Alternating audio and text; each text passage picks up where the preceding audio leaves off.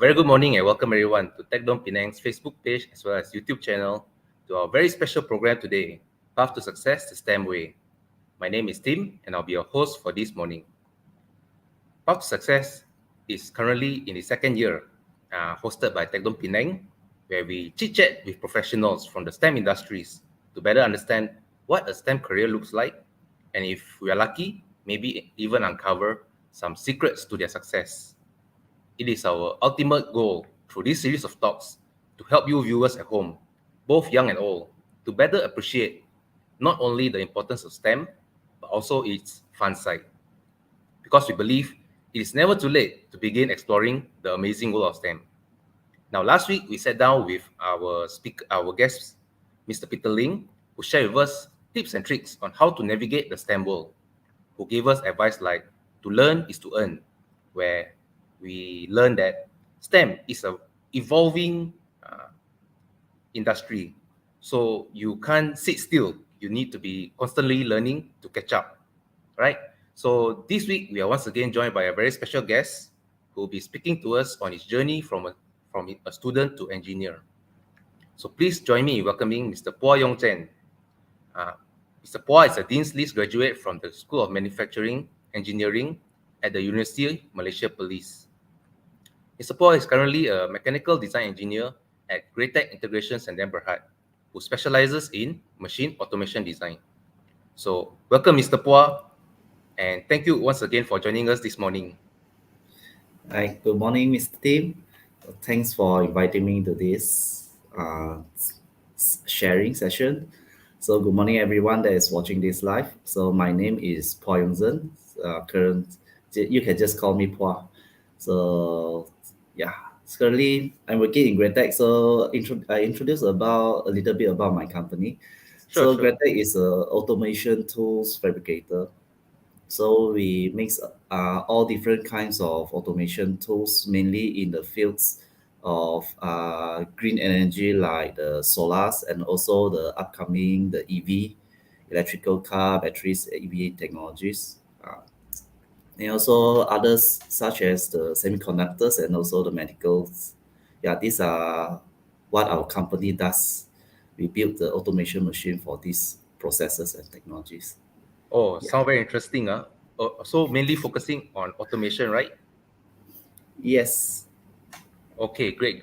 So maybe before we further continue with our talk for this morning, maybe we want to know a little bit more about yourself, Mr. Phuah.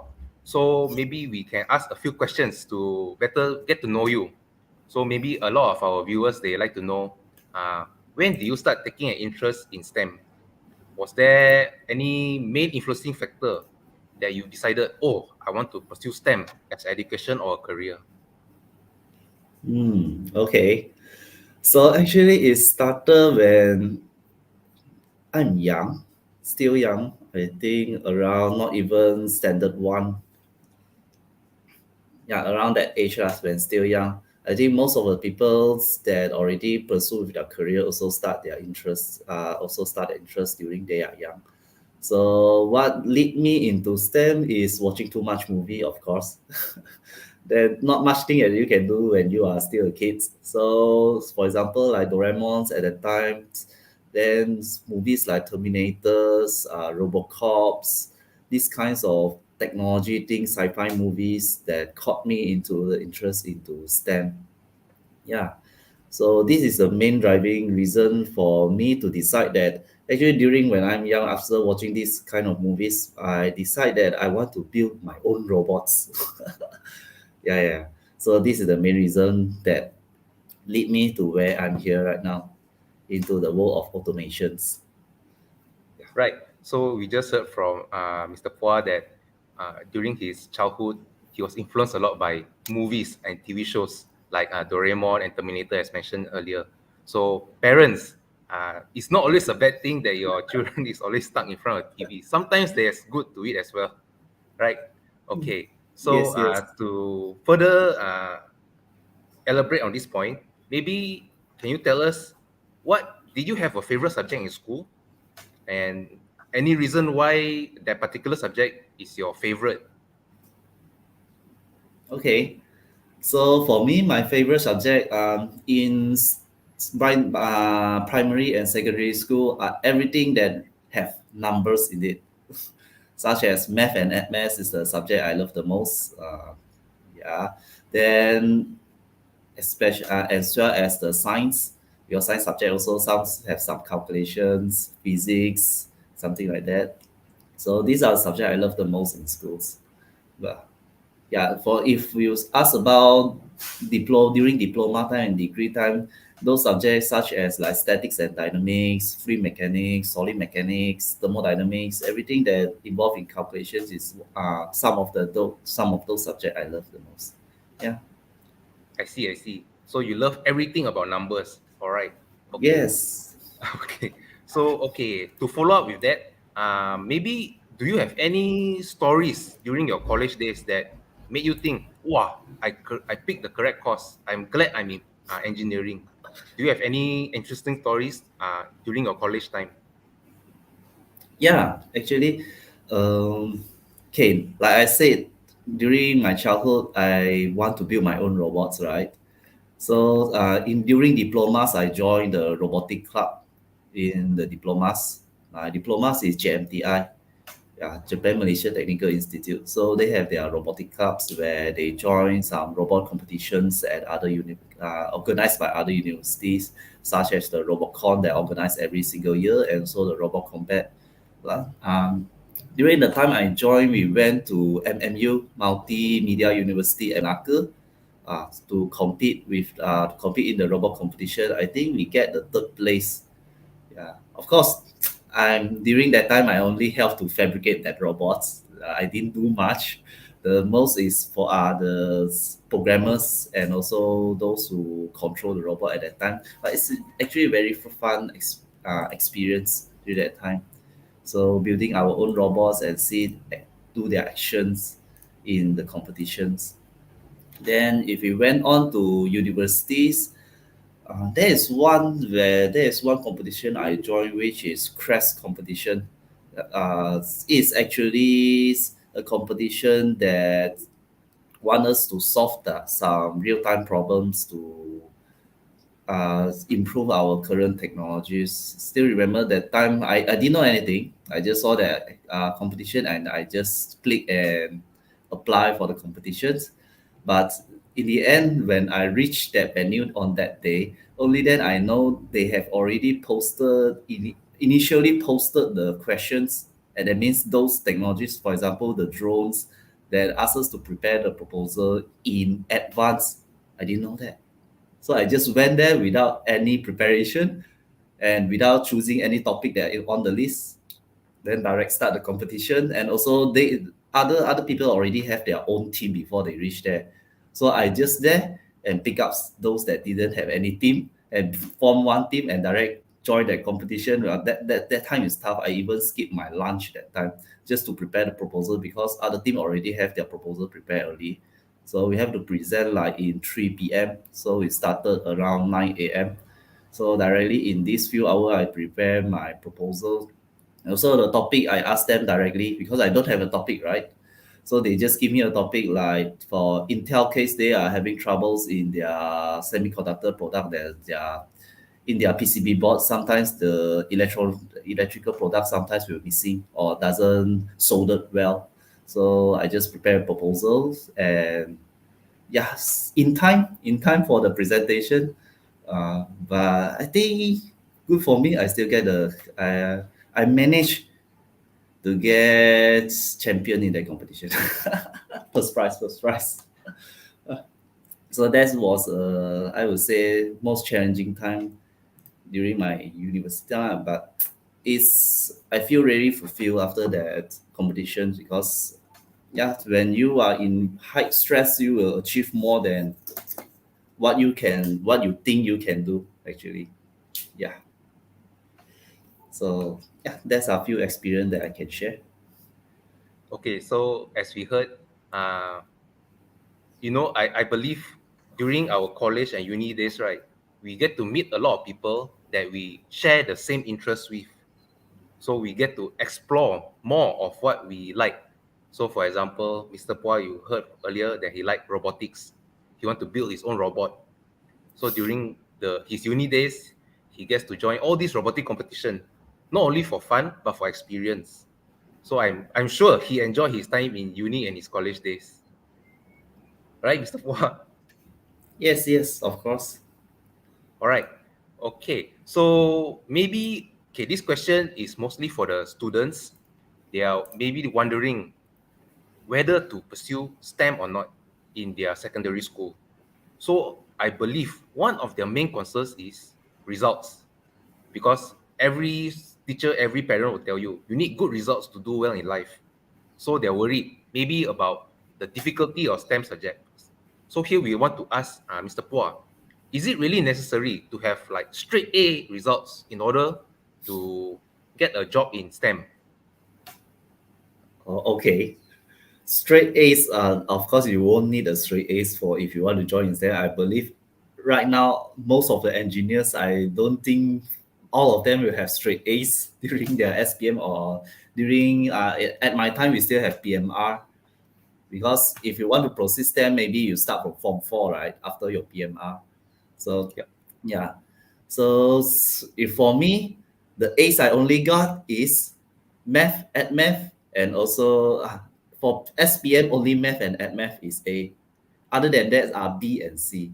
Then for PMR times also we only have math, science. These are the two subjects I only got A's. Then other than that, all B's and C. Especially those that need a lot of memorizing, such as sejarah. This is the subject that doesn't work for me. So yeah, to answer their question, actually you do not need to get all straight A's, but you need to have interest in STEM to begin with.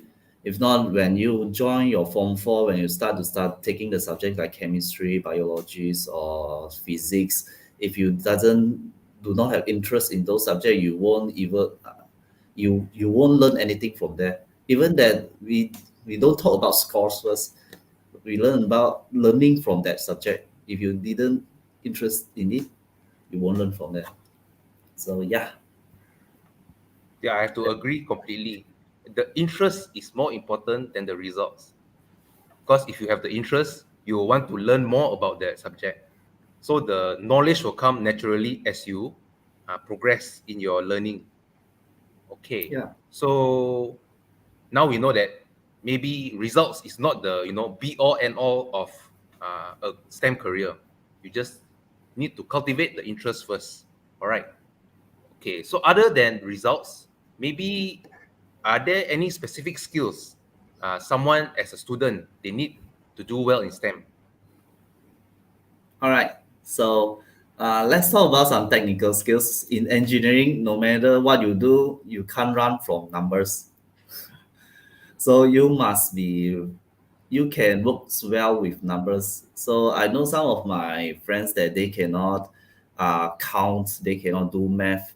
There are some group of people like that. So if you really want to go into STEM or you want to go into engineering, still will struggle because everything is you need calculations, you need proof, you need statistics. So these are the main technical skills that you need. Then, of course, the math you don't need to be very good, as long as plus, minus, multiplication, and division. These four things you can do well, then it's okay already.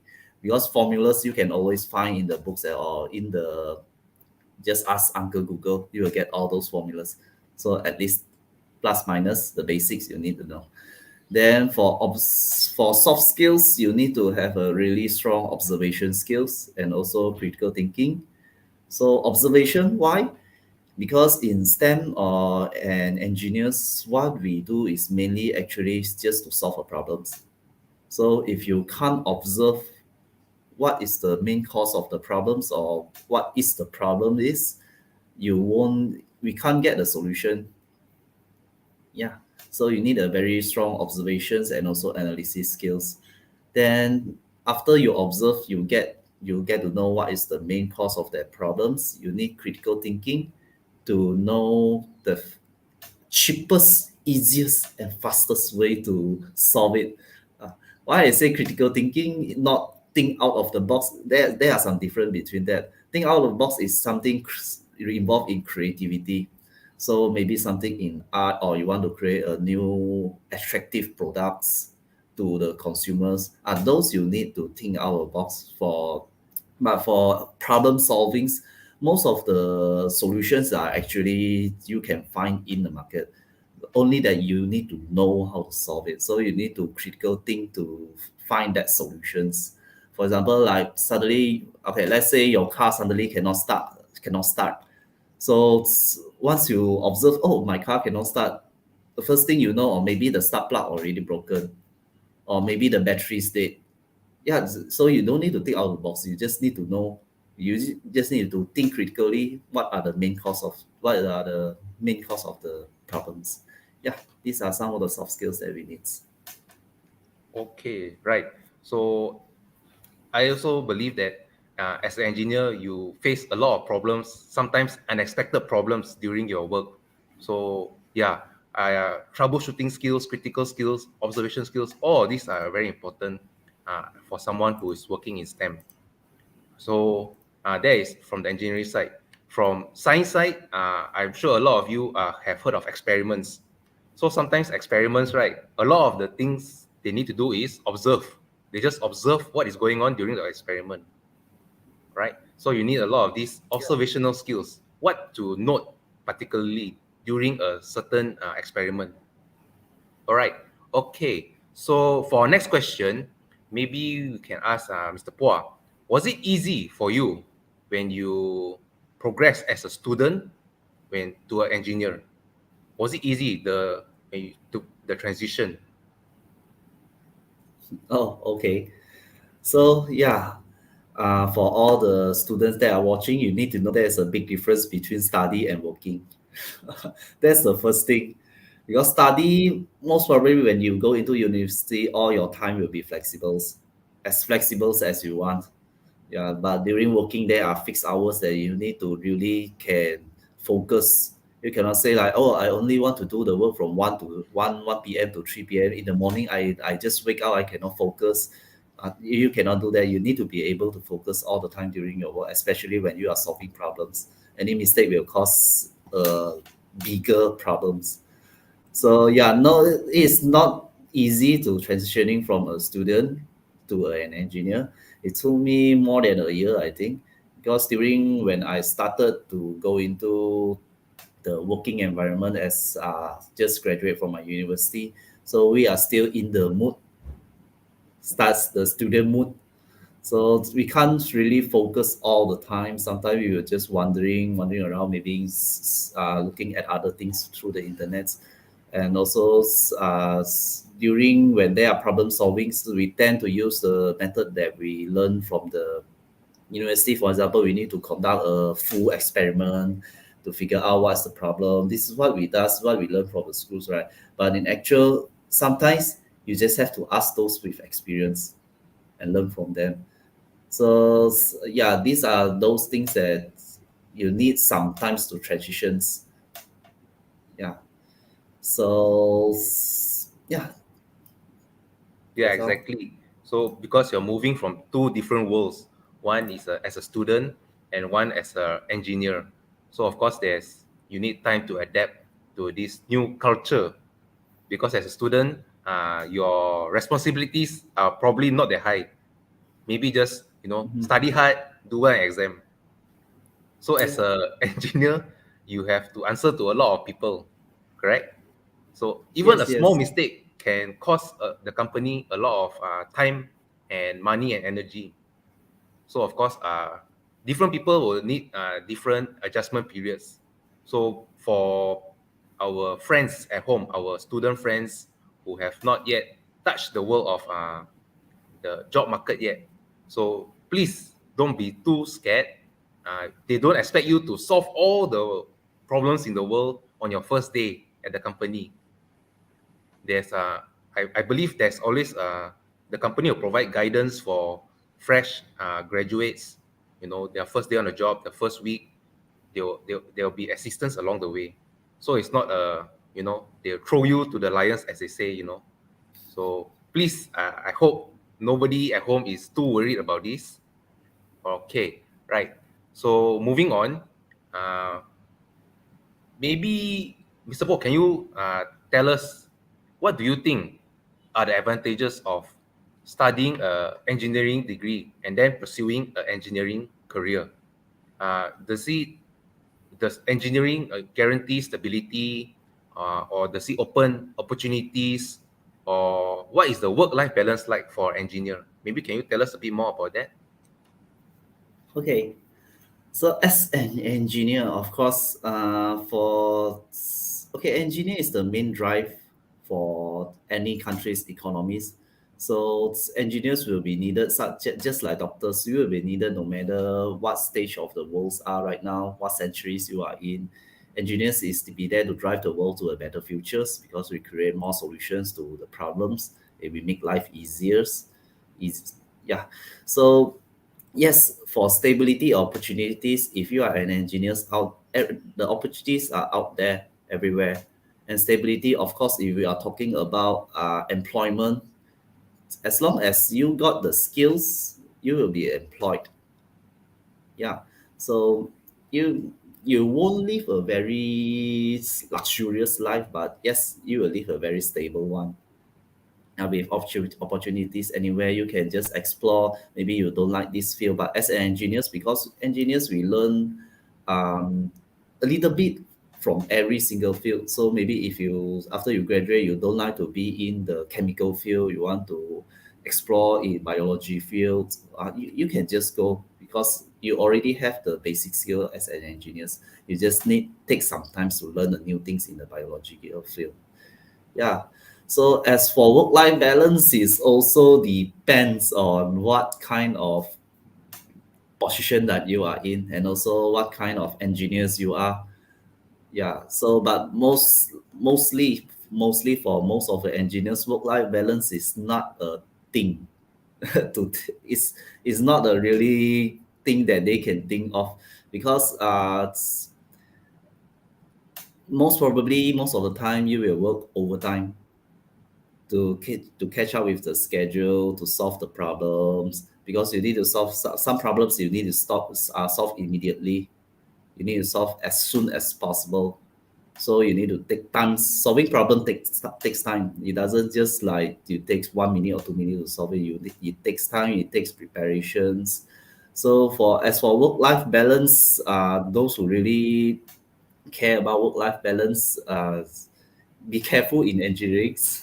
But of course, there are right now a lot of companies are also already transitioning. They are also promoting work-life balance. For example, like flexible hours like that, so that they know the engineers have really tough working hours. So the company also try to improve in that. But up until this stage, we still haven't reached that really work-life balance stage. Most of the time you will still be working, or even Saturday, Sunday, sometimes you will still need to attend to works. Yeah. To solve problems, to finish the machine designs or something like that. Yeah. right? So with I believe with any job in the world, there are pros and cons, there are advantages and disadvantages. So based on how you handle these pros and cons is how will dictate how you perform in your field. So with engineering, as Mr. Paul has shared, it's a very stable, and will you agree with me if I say in demand right now? Are engineers still Yeah, in sure. demand? Right. Yeah, yeah. So if you have an engineering degree, then you most probably won't have any trouble finding a job. Okay. And when you have a job in engineering, your career is not stuck in one line. As Mr. Paul shared, if let's say you don't like chemical engineering halfway through, you can maybe pivot to another field in engineering. So the door is not always closed. It might close, one door might close for you, but another door might open for you. So I guess that is one of the pros and cons of engineering, right? Okay, so now let's say we have students who already decided, okay, I want to be engineer. I will study hard in school. I will try to do my best in exam. I will graduate as a with an engineering degree. Uh, Maybe, Mr. Paul, can you tell them what is the next step in this career progression after they graduated uh, with a degree? What would they, for example, face in their daily job life in your engineering field? What would they do? Okay. So let's see. Once you graduate, of course, you will join any companies as a fresh graduate. So most probably you will start from the lowest junior, as you will start as a junior engineer positions, or we can say level, or you can say junior executive. So at this time, you will learn from your seniors, because most of the times that, because every company has different kind of business culture, right? So most probably they will use maybe 10% of what you learn from your university, because university cannot focus in only one field. They most probably, the things you learn is scattered around every single field. You will learn the basics of it. So only in while you are working, you will learn more deeply into a certain field. You are more focused in that field. For example, as a mechanical engineers, you will more focused into the mechanical things. So for as all others like thermodynamics that I learned, that I love, doesn't involve in this mechanical design, so you won't focus on that anymore. Yeah, something like that. So yeah, you start from a juniors, then after that you progress to we say that engineer two. In my company there's engineer one, two, three, four. So one is a junior, three is the senior, and two is the level in between. So then after three, you progress to four, which is a staff engineer, and then you will go proceed to manager, something like that. But of course, for other company have different structure as well. For example, like I heard from Intel, they have like engineer seven, something like that. Four and five is the senior, then six above is the staff engineers. Yeah, so different company have different levels for career progressions, but eventually all will still be the same. You start from the junior, then after few getting experience, you will go for seniors, then go for staff engineers, and then so on. Yeah. Right. So basically, Mr. Paul, you're saying is for engineers, the progression is very, how to say, very already pre-planned. It means when you step in your first day as an engineer, you already know how you will end up maybe 20 or 30 years later. So is all this already, let's say, how can we say this? Already arranged for you. That means once you reach year two, you go up to engineer two. You reach year 10, for example, you go up to engineer three. Is this already pre-arranged for you? Mm, Pre-arranged, I won't say that pre-arranged, but most probably be most of it will be the same level, even in other career as well. For example, let's say you take doctors, so you will start from a junior level in the doctorate, you will follow your seniors and learn from them, then eventually you will become a senior yourself. So yeah, most of the career path in engineering is almost the same. But yes, you if you want to say arrange, yes, because you have a fix, you know what you want to further proceed next. For example, right now you are in junior position, so you know the next I want to become a senior. So I want to learn from the seniors. What does a seniors know? What does he does? So I learn the skills from a senior until I am qualified to become a senior engineer. Yeah, this is one step by step lah. I see. Because I'm sure a lot of people, when they set out as an engineer, they will have set target for themselves. Like they say, in 20 years' time, I want to be a manager or something like that. So, with this in mind, I guess it'll be easier for them to see their future, right? Since they know all the steps they need to take in order to become a staff engineer or head of department, for example. Yeah. But the time taken, you can target your time, but the time taken, it can be shorter and also it can be longer. Depend on which company you are in, what you are working at, what you're working with, who are you working with, because engineers actually is quite, we have a lot of engineers out there actually right now, so it's actually a quite competitive environment. So if you want to proceed to like head of departments or even managers, you need to compete with a lot of people. So sometimes if you are the most well performed one, of course it will take shorter time than the time that you plan.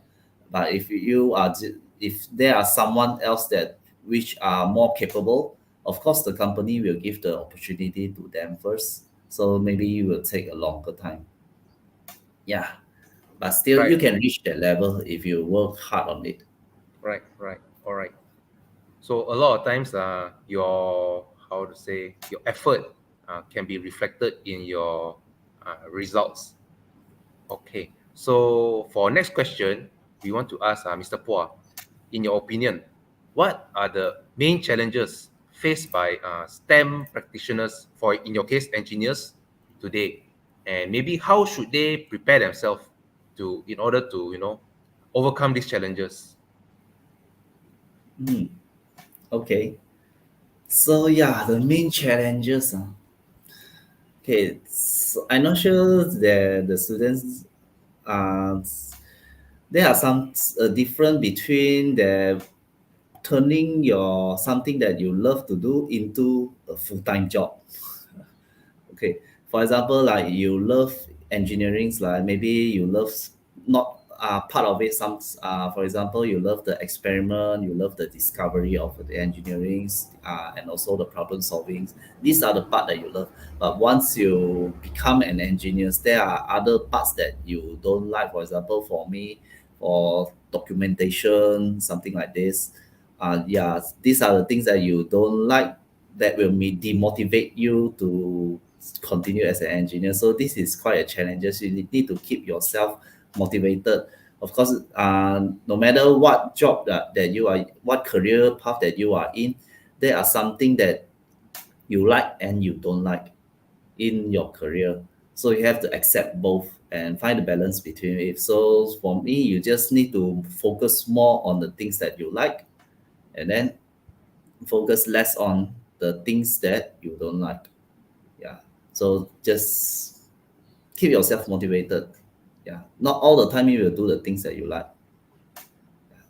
So also depend. Some people will love every single thing that they does. That's good for them. Yeah. Motivated. Yeah. So, Mr. Phuah, you're saying is, in order to sometimes you are faced with a boss that is too demanding or the workload is too high. So a lot of times we need to motivate our own self, to push through all these challenges and to come out ahead. So, Mr. Paul, maybe is there any specific way for yourself, maybe, to motivate yourself? What do you do when you're feeling down? Oh, for me, the things is easy. You Oh, just have easy. to take. Yeah. For me, you just have to take your rest. If really you already think we say some the words is burn out. So sometimes during a long time of working, for example, working for overtime for too long, you keep working only. So you just need to take your rest. Yeah. After you take your leave, take your rest.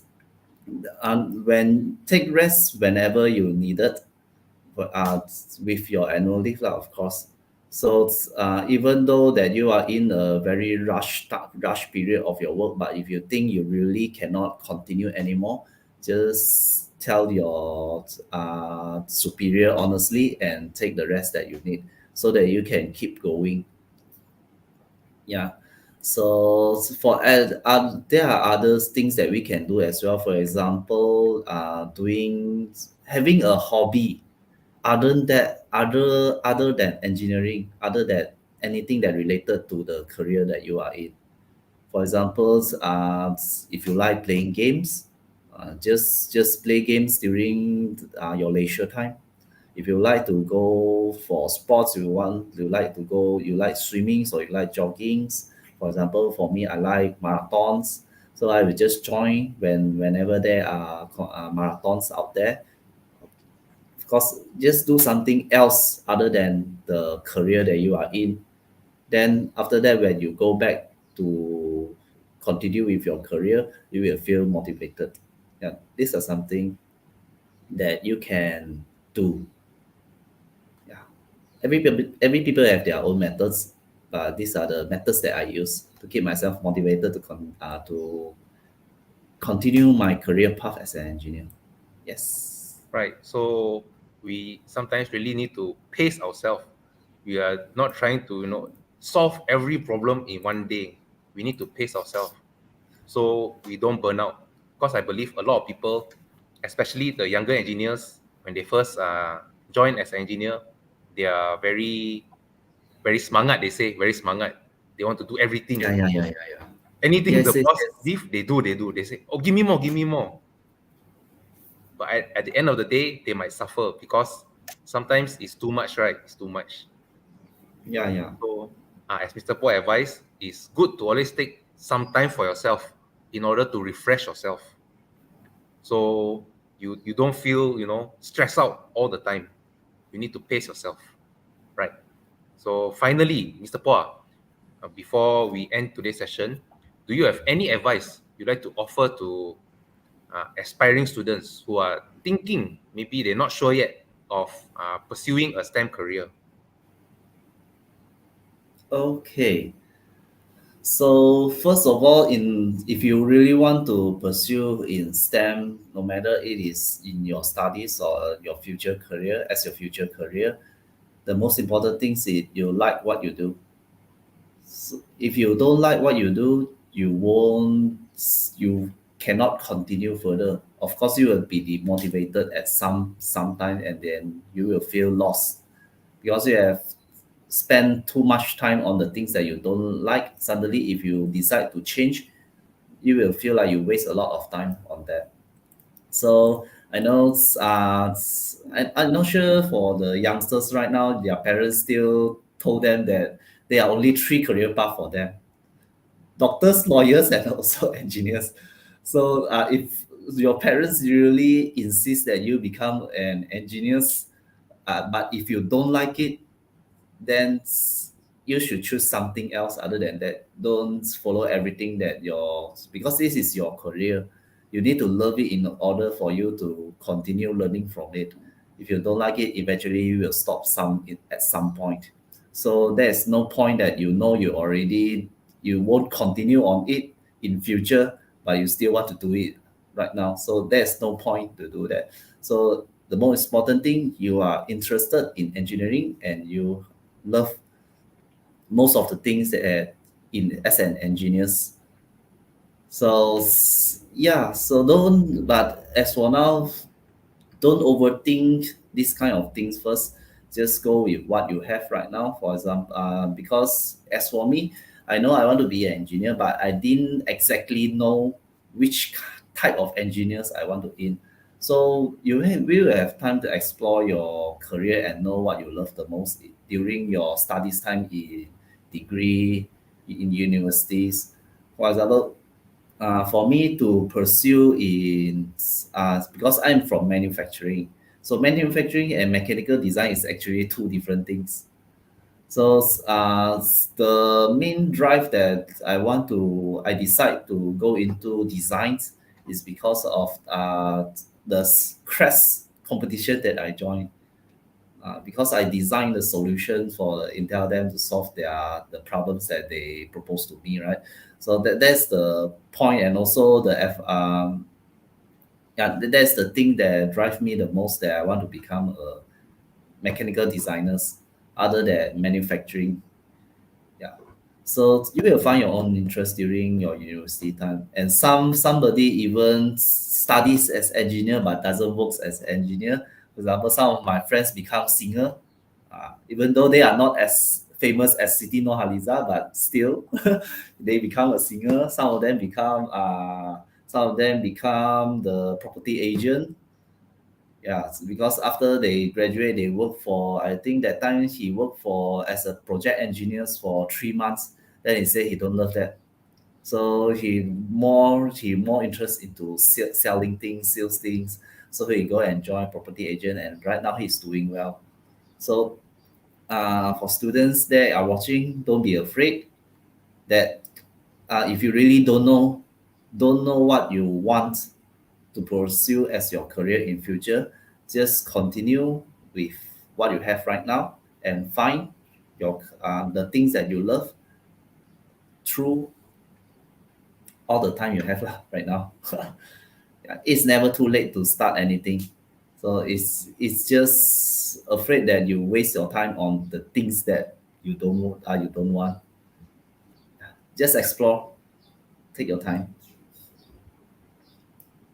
right. Because as they say, if you like something or if you're passionate about something, it's easier to go into that field. So it's very important to cultivate that interest or that passion as early as possible in your life. So, for example, of our speaker, Mr. Phuah, today, he started since he was very, very young. So his passion was already building up since he was very young, and now he's a very successful engineer in the world, right? So I guess it is important for those who are still, not sure what to do in their life, maybe to explore first before you say no to everything. Before you say, oh, I don't want to take STEM, I don't want to learn science because biology very hard, or chemistry very hard, or physics very hard. Maybe give it a chance first before you say no forever. Okay, so I Yeah. believe every one of us here today, we have learned a lot of things about the STEM world and the engineering world in particular from our speaker this morning, Mr. Phuah. So, Mr. Phuah, thank you so much for spending the time sharing with us all this valuable advice. Okay, thank you for inviting me as well. I hope that all the students that are listening can learn something from my sharings. So, yeah, keep searching and keep exploring your interests. Hope that there are more engineers in future so that together we can build a better and more advanced future. Yeah. Right. So, thank you once again to our speaker as well as all our audience today. We hope you have learned something valuable from this session. Right. And we'll be continuing with our series of talks on Path to Success next week. So be sure to join us. So that's all for us today. We want to say thank you once again and take care. Bye bye, everyone.